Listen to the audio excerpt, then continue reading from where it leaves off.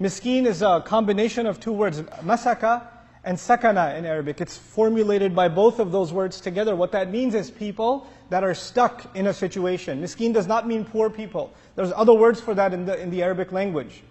There's fuqara, for example, in the Arabic language. But the miskiin it's a deeper concept.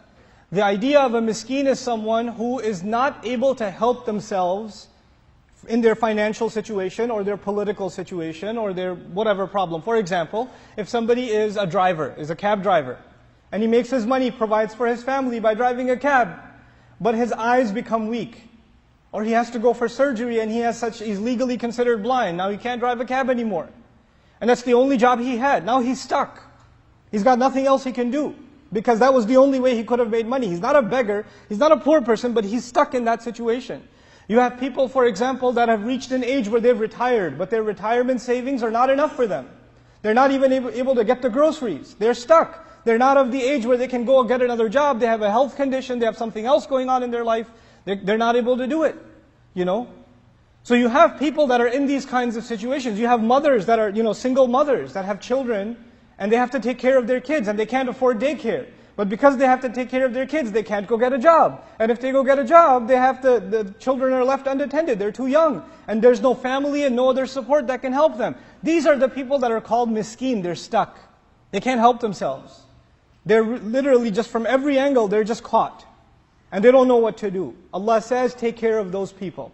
And by the way, it's an extension. So the first people we look for is within our own family, and then we identify who are people in that situation in our community. But the problem is, how are you going to know? And how am I going to know that in the city of Irving, that actually in this zip code, in this neighborhood, there is some family who has that problem? How are we supposed to know?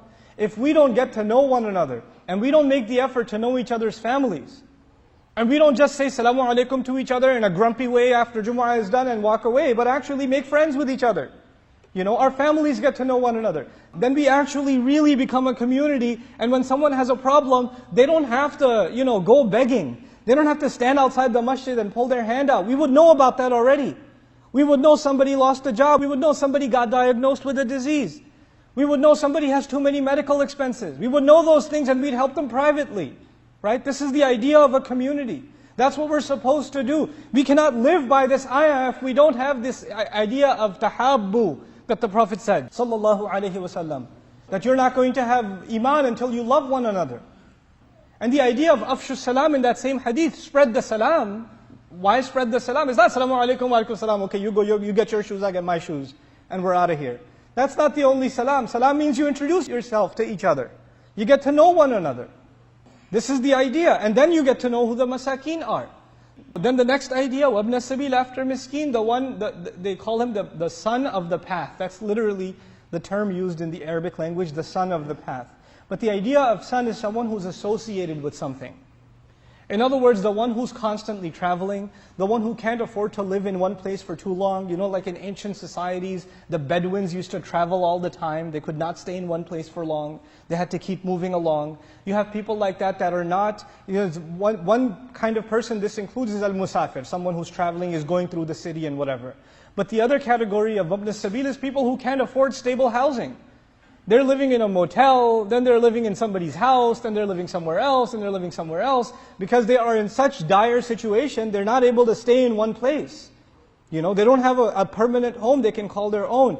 And we have to identify those kinds of people, and if there's an opportunity, we help them. So for example, if you have a family member who lives in like California or North Carolina or somewhere and calls you and says, listen, we're having a little bit of a situation, can the children stay with you for a few weeks? It's inconvenient because you have your own family, you have your own things to take care of, and they're saying, can we come over for a few weeks? We're supposed to actually understand that is their right. That house, when they were in need, the house that you live in is actually not your house only. A piece of it is for them according to Allah. This is their haqq. We have to give it. We can't say, oh well, it's a busy time right now, I don't really know if I can do that. I can give you some phone numbers for local hotels. You can Google those and inshallah. No. We have to have the attitude of giving.